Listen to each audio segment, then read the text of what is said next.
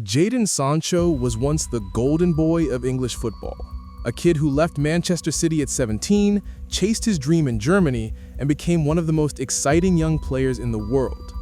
For a moment, he looked unstoppable, until everything slowly, quietly, and painfully fell apart. This is the tragic decline of Jadon Sancho. Sancho's story begins with a decision most young players would never make.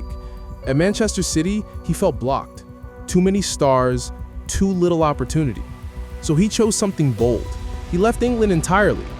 Not for a loan, not for lower league minutes, but to Dortmund, a place known for turning talent into superstars. And immediately he became exactly that. In Germany, Sancho didn't just play well, he exploded. His dribbling felt fearless, his creativity looked effortless, his confidence felt unbreakable.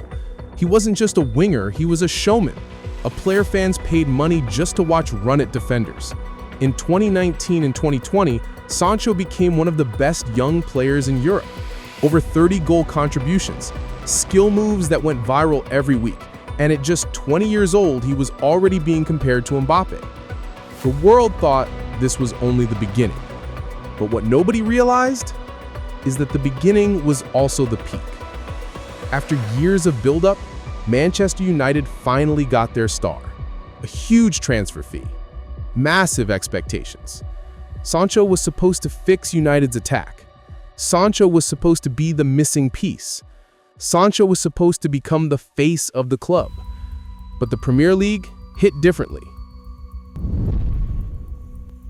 The pace, the pressure, the physicality, everything felt heavier. His confidence, once Sancho's greatest weapon, began to fade. He took fewer risks. He stopped dribbling as much. He played safer, quieter, smaller. Fans waited, then waited longer, then started to doubt. Why wasn't he the same player? Why did he look afraid to attack? Why did every touch feel tense? The truth is, Sancho didn't just lose form. He lost himself. Behind the scenes, he struggled with pressure, expectations, and the constant noise around him. For the first time in his career, football didn't feel joyful. It felt heavy. And heavy football leads to heavy legs. People forget this, but Sancho actually had moments at United. Flashes of brilliance, smart goals, clean finishes. But flashes weren't enough. Not for the price tag, not for the badge, not for the Premier League. The decline continued quietly until it finally exploded. A disagreement with his manager, Ten Hag.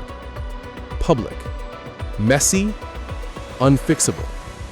Sancho was dropped from the squad, removed from training, and separated from the team. A fall like this is rare, not because players don't struggle, but because it almost never happens so dramatically, so visibly, so painfully. For a player once seen as England's next superstar, it felt unreal. Sancho wanted a fresh start, so Dortmund took him back. But even that return didn't feel like a fairy tale. He wasn't the same. The confidence was gone. The explosiveness, missing. The spark, dim. A player once valued at over 100 million euros now looked lost.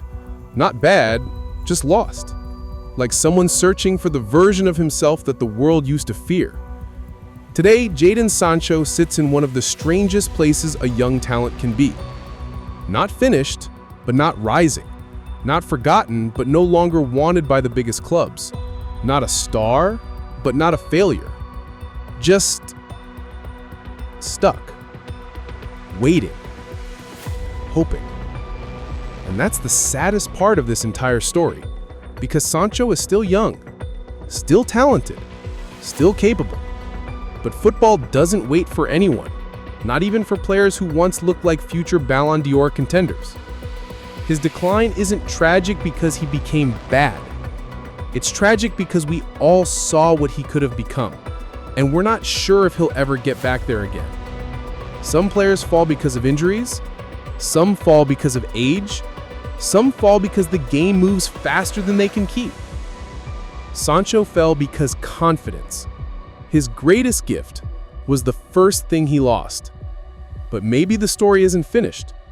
Maybe all he needs is one coach who believes in him, one season where things click again, one moment that reminds him who he used to be. Because the world hasn't forgotten the Jadon Sancho who danced through Bundesliga defenses like it was nothing, the kid who played with joy, the kid who made football feel effortless. The question is, will we ever see that version again? This was the tragic decline of Jadon Sancho.